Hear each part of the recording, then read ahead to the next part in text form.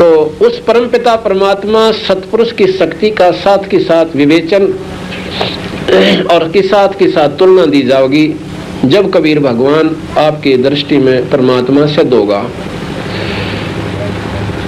एक भक्त ने मेरे साथ आकर वार्ता करी बड़े प्रेम के साथ, कहने लगा जी वैसे शुरू में तो ये बातें ऐसी लगी जैसे मैंने नीम खा लिया हो, आपकी बातें सुन तो जरूर रहा मैं सत्संग में बैठ के, पर ईसा जी करे था तो ईब उठ कर चल जा, अगे तो सारी उल्टी बात करें हमने आज तक सुनी को ना। मैं कहा ये भी आप गलत कह रहे हो, आपने कि ये नहीं सुना था कि ये तीन लोग के भगवान नहीं है, अगियो तो सुना था जी। क्या आपने ये नहीं सुना था कि एक भगवान हमारा जन्म दे पैदा करे और एक बनावे यानी मारे, एक हमें संहार करे और एक पाले? आकाश ये भी सुना था, आराम तो बैठ जाओ, ये भी सुना था। फिर भाई गलत के बता दिया आपने, ये भी सुना गीता जी में, मैं अभी गीता जी का विवेचन शुरू करूंगा। गीता जी में ये भी सुना होगा कि भगवान कृष्ण खुद कहते हैं कि अर्जुन तेरे मेरे बिना गिनती के जन्म हो लिए। और भाई या तो एक ला इलाज बीमारी है, इसका कोई इलाज नहीं, जन्मना भी है मरना भी है, फिर इसकी चिंता क्या की करे, यानी ठा लाठी ठा हथियार और ओझा कर डाल लड़ना है। ये तो ऐसे जैसे वस्त्र बदल दिए ऐसे। क्या आपने ये गीता नहीं सुनी? अब ये भी सुना, फिर बताओ मैंने गलत कौन सा बता दिया, एक बता दिया। आप कहते हो कि इनसे ऊपर और शक्ति है, या समझ में ना आई या और समझ ले। जब ये तीन लोग के परमात्मा हैं और हम भी तीन लोग के इनको कति नकारा नहीं किया, और ये तो लोग तो और भी गणेश है। नो बोला जी उसमें लिख रखा है गीता जी में, भगवान कृष्ण कहते हैं कि मैं ही सर्व लोकों का मालिक हूँ। तो उसमें भाई कृष्ण जी को ना बोलते, वो निरंजन बोलिया उसमें। नो बोला जी अभी क्यों बात हुई, वो को भूत थोड़ा सा उसमें बढ़ जा, जब भले पुरुष एक भूत बढ़ सके दूसरे में, तो निरंजन में बढ़ती आना के देर लगेगी। भूत के तुमने दिखे से अगना जी, और वो दूसरी आत्मा माँ का अपनी पूरी खेल से खेल है। अगना जी या क्यों कर मान ले कि निरंजन उसमें दूसरे के शरीर में आ जाए और अपनी बात अपनी प्रभुता जता दे, अकिया पक्की, या मैं आपको बताऊंगा। ऐसा तो हमने कोई नहीं सुना कि एक जीवात्मा दूसरे माँ का अधिकार जमा ले शरीर में। हमने बताया कि ये तो हजारों प्रमाण तो हमारे दो रहे हैं। एक जीव एक शरीर में दूसरी आत्मा प्रवेश करके अपनी बातें बोला है, मैं फलाने की बहू थी, मैं उड़ा मरी थी, मेरा न्योना होया एक्सीडेंट में, और फिर वो जब उसमें गोली हो जाए हुआ आत्मा दोबारा चेतन होकर फिर अपनी बात बताओ से। और उसने बेरा भी ना होता मेरे साथ बीत्या के था, परंतु भाई ना तो जिसने पूर्ण ज्ञान हो वो तो 8 तला लेगा, बुद्धि ना गनी सरकन दे, कुछ इष्टवादिता सतावा हमने। आज हम हिंदू हैं और भगवान राम और कृष्ण के तगड़े उपासक हैं, कोई बात ना, बहुत अच्छी बात है। और कल मुसलमान बन गए तो एक बार राम नाम कह के दिखाइए वहां जाके। वो तो कहते हैं मुसलमान भाई कि मरने के बाद राम नाम बोलना है, पहले नहीं बोलना। कोई मर जाता है ना, उसके बाद कहते हैं राम नाम सत्य है और सत्य बोलो गत है। ये मुसलमान भाई भी बोलते हैं। एक बार क्या हुआ, पीपा जी एक बहुत बड़ा राजा था, राजस्थान का नवाब था, आत्म कल्याण का बेरा पट गया और भक्ति करने लग गया। एक दिन वो चला जावा था राजपाट छोड़ के और भक्ति में बड़ा आरूढ़ हो गया था। काफी वर्षों भक्ति करते हुए एक शहर में जा था और जाकर के एक तेली के घर में, मुसलमान तेली था, उसमें जाके कहा कि माई राम राम भोजन दे।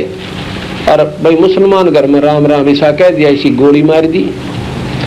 न बोले ओ बाप संत जी मुंह संभाल कर बात कर, खबरदार दे राम कह दिया तो तेरा वो करवा दूंगी नू करवा दूंगी। मरने के बाद राम राम बोलते हैं, माई मनो ना बेरा था, तूने सारा बेरा था, तूने जानबूझ के करा है, अभी बुलाती हूँ ये करती हूँ।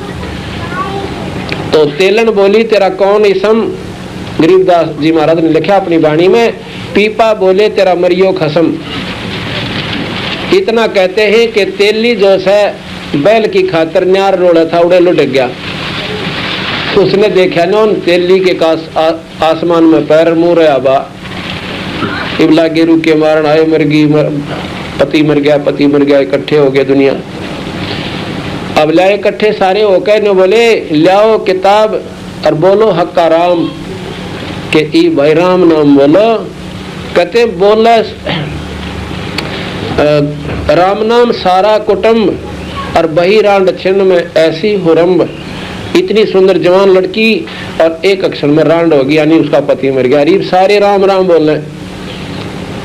और पिपा जी फिर आगे अकबोल मालनी इबराजी होकर बोले राम राम। इब कह ले तो मेरे पाछे बोला करें किसी प्रकार से ले लो भगवान का नाम। कहते सारा परिवार और तेलन तलना में पड़ गया कि हे मालिक हमें बख्श दो, गलती होगी। कहते इतनी में एक चुटकी मारी थी और तेली जीवित कर दिया। तो सारा परिवार नाम ले लिया, उस मतलब अपने शरण में आ गए, भगवान का भजन करने लगे। फिर उनको बताया कोई मजहब नहीं, कोई जात नहीं, परमात्मा बिना गुजारा कोई ना। तो इस प्रकार हम दूसरे मजहब में पैदा हो जाएंगे तो हम राम नाम नहीं ले पाएंगे। और आज राम नाम की थोड़ी सी भी अवहेलना हम सुन कबीरा जी को ना, राम नाम का हमें ज्ञान भी नहीं। राम कहते किसे? हमने तो एक रामचंद्र जी को राम मान रखा है, यहाँ तक बुद्धि सीमित होगी। सतयुग में भी तो राम नाम का जाप था, वो राम न्यारा सबाई। वो कैसा राम है? राम किसे कहते हैं? राम एक शक्ति का नाम है। जैसे गॉड इज द पावर, शक्ति का नाम परमात्मा है, जिसमें जितनी शक्ति उतना ही राम है। जिस प्रकार साहिब होते हैं, तहसीलदार भी साहिब कहलाता है, एसडीएम भी साहिब कहलाता है, डिप्टी कमिश्नर डीसी को भी साहिब कहें से, मंत्री भी साहिब है, मुख्यमंत्री भी साहिब है, और प्रधानमंत्री राष्ट्रपति भी किसी देश के साहिब कहलाते हैं। इनके अपने अपनी शक्ति के अंदर भिन्नता होती चली जाती है। ठीक इसी प्रकार तीन लोक के राम ब्रह्मा विष्णु महेश, यानी साहिब संत उसे साहिब कहें और राम उसी को राम कहें। अल्लाह और खुदा और गॉड इनकी अपनी अपनी भाषा अनुसार उन शक्तियों की एक उपमात्मक शब्द है ये। तो तीन लोक के राम ब्रह्मा विष्णु महेश, 21 ब्रह्मांड का राम जिसमें घने लोक आज हैं, वो ज्योत निरंजन। तीन लोक के भगवाना के 4 भुजा और 21 ब्रह्मांड के भगवान के 1000 भुजा। जैसे 4 हॉर्स पावर की एक मोटर हो और 1000 हॉर्स पावर की हो HP की, तो ज्यादा अंतर से बहुत गणा बिना गिनती का। इसी प्रकार एक असंख्य भुजा की का भगवान है, असंख्य भुजा का भगवान है, उसको पूर्ण ब्रह्म परमात्मा कहते हैं। उसकी असंख्य भुजा है, शंख यानी नील पद्म शंख, उसकी शंख भुजा है। अब तुलना करके देखो, एक तो थर्मल प्लांट हो, भाखड़ा डैम पर जो इंडिया का सबसे बड़ा पावर हाउस है, और भाई एक 33 kV का हो, एक 4 हाउस पावर की मोटर हो। अब उसकी तुलना में वह कुछ भी कोई ना, पर अपनी स्थिति 4 हाउस पावर की मोटर की भी बहुत होश है। इसी प्रकार 21 ब्रह्मांड के भगवान ज्योत निरंजन को ब्रह्म कहा। ज्योति क्यों कहा? कि योगी जन अंदर जब अपना आभास करते हैं उन्हें प्रकाश दिखाई देश है, और वो प्रकाश ज्योत निरंजन का है।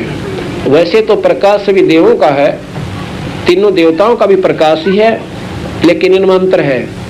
जैसे एक तो 0 का बल्ब हो, एक 60 वाट का हो, एक 100 का। चानना सबका है पर अंतर बहुत होता चला जाएगा। एक ट्यूबलाइट हो, एक मरकरी बल्ब हो, यानी तो इस प्रकार। और फिर एक दिन निकला है, दिन निकलने के बाद वह सारे फेल हैं। देख सकते 1000 ट्यूब जला दो और 1000 बल्ब ला दो, वो कोई काम ना करें। वो सूर्य का चांदना रोशनी ज्यादा लाभदायक होगी, उससे शक्तिमान है। इसी प्रकार ये 4 भुजा के भगवान ब्रह्मा विष्णु महेश और 21 ब्रह्मांड का भगवान 1000 भुजा का सेंसर भुजा का ज्योत निरंजन। और इससे ऊपर एक परब्रह्म है, ब्रह्म और परब्रह्म। अभी तक हम भी नहीं सोचा करते, कहीं पूछते ना विद्वानों से, जो बड़े बड़े मंडलेश्वर तो हम पूछते जी ब्रह्म और पार ब्रह्म में कोई अंतर है? अक नहीं, वही ब्रह्म वही पार ब्रह्म। उसकी उपमा की गई है, ब्रह्म की और पार ब्रह्म की एक उपमा दी गई है। और मां पूर्ण ब्रह्म भी लिखा है कि बस वही ब्रह्म, उसको पूर्ण कह लो और चाहे पर ब्रह्म कहो। उनकी बात सुनकर हम चुप जरूर हो जाते थे, पर अंतःकरण में जरूर रहती। जब ब्रह्म के आगे पूर्ण लगाया है तो ब्रह्म कोई और शक्ति है, और पूर्ण जब उसके साथ लगा है तो ब्रह्म पूर्ण नहीं है। नहीं तो पूर्ण शब्द की कोई आवश्यकता नहीं थी और परब्रह्म की कति आवश्यकता ना थी। आप कोई दादा और परदादा एक माने, परदादा यानी दादा से भी और ऊपर श्रेष्ठ, वो उसको परदादा कहते हैं। दादा का भी बाप परदादा कहलाता है। इसी प्रकार ब्रह्म का बाप जो है वो अक्षर पुरुष है। ये समझ लो कि उस अक्षर से उत्पत्ति, क्योंकि अंडा जो आया था अक्षर की दृष्टि से फूटा था, और उसमें से वो जीवात्मा, वो निरंजन ज्योत निरंजन निकला था। वैसे इस ये पुत्र तो पूर्ण ब्रह्म का ही है, तो कहते हैं इससे ऊपर एक पूर्ण ब्रह्म शक्ति है। ज्योत निरंजन ब्रह्म, अक्षर पुरुष पर ब्रह्म, और पूर्ण ब्रह्म सत्पुरुष जो है वो पूर्ण ब्रह्म। अब हम उपासना करते हैं उस पूर्ण ब्रह्म की, और ये शास्त्र ज्ञान देते हैं सिर्फ ब्रह्म तक का, यानी विष्णु प्राण विष्णुताई का, शिव प्राण शिव जी की लीला, और ब्रह्म प्राण जो है ब्रह्मा का, और जो वेद है ये उस निराकार शक्ति की उपमा गाता है। तो इस प्रकार हमारे मन में उसको हमने बताया कि देख भाई, अगर ऐसा नहीं तो आप बताओ। अगदी ब्रह्म और पर ब्रह्म तो एक का बताओ है, एक नहीं हो सकता। हमने बेरा नहीं था, ज्ञान नहीं था, इसलिए इस शक्ति को हम एक ही मान लिया था। तो इस प्रकार जब हमने इन बातों का ज्ञान हुआ, जब पता चला कि ज्योत निरंजन यहाँ पर और ऑल डायरेक्टर है, इस 21 ब्रह्मांड में जो भी हो रहा है उसकी मर्जी से हो से, उसकी मर्जी के बिना एक पत्ता यहाँ पर नहीं हिल सकता। अब हम उपमा गावे क्योंकि 3 लोक के अंदर ब्रह्मा विष्णु में इसकी मर्जी चाले, पर इतने चाला जैसे डिप्टी कमिश्नर की जितनी उसको दे रखी हिदायत और जितनी उसकी पावर्स है उनको खूब प्रयोग कर सके। और जब ऊपर से डायरेक्शन आ जाएगी उसकी वो शक्तियां निष्क्रिय होकर जो नए ढंग से उसको सरकार बोलेगी, मुख्यमंत्री आदेश देगा, वो करना पड़ेगा, अपनी शक्ति दूर कर देगा। उस पर मुख्यमंत्री के हुक्म बिना वो पत्ता नहीं हिला सकता डिप्टी कमिश्नर। तो वो विशेष परिस्थितियों में मुख्यमंत्री ऐसी हस्तक्षेप किया करता है, बाकी वो फुल फ्लैज से डीसी अपना करता रहो। जो उसको हिदायत दे रखी है, जो उसके कर्म क्षेत्र यानी उसकी शक्ति का क्षेत्र बना रखा है, उसकी पावर का जो लिमिटेशन बना रखी है, सीमित सीमा दे रखी है, उसमें वो खूब अपना काम करो। वहां पर फिर उसके हुक्म बिना पत्ता नहीं हिलता। तो यहाँ पर 3 लोक में ब्रह्मा विष्णु महेश इतने ही काम को सुचारू रूप से करेंगे जितनी उनकी उनकी शक्ति का जो सीमित सीमा है, उससे बाहर वो नहीं कर सकते। उतने में वो पूर्ण शक्तिशाली है। उसको सर्वशक्तिमान भी कहते हैं क्योंकि 3 लोक में सर्वशक्तिमान ब्रह्मा विष्णु महेश तीनों देवता हैं। 21 ब्रह्मांड में सर्वशक्तिमान ज्योति निरंजन है, और भाई और आल सब के ऊपर पूर्ण ब्रह्म परमात्मा। वैसे बीच में परब्रह्म रहेगा, ये परब्रह्म भी उस सत्पुरुष का ही अंश है। इसमें 7 शंख ब्रह्मांड का वो मालिक है परब्रह्म। 7 शंख, नील पद्म शंख। और कबीर साहब और आल ब्रह्मा जो परमात्मा है सत्पुरुष, वो पूर्ण ब्रह्म, वो असंख्य यानी बिना गिनती के ब्रह्मांडों का, और साथ में ये 3 लोक थे उसकी तुलना में ऐसे हो गए जैसे 4 हॉर्स पावर की मोटर और उस थर्मल प्लांट के सामने जो कि भाखड़ा डैम पर बन रहा है, और जैसे सूरज के सामने 0 का बल्ब, 100 का बल्ब और 1000 का भी हो, और चाहे कितना लाख ला दो यहाँ पे, पर उस सूर्य की रोशनी के बराबर वो नहीं हो सकते। इसी प्रकार उस पूर्ण ब्रह्म परमात्मा की शक्ति के सामने ये सभी शक्तियां फिर निष्क्रिय हो जाती हैं जब उनसे संपर्क हो जाता है। जैसे सूर्य उदय हुआ और ये सब जितने भी कृत्रिम जो बनावटी हमारे चांदने थे खत्म हो गए, और ये भी कृत्रिम लोक हैं।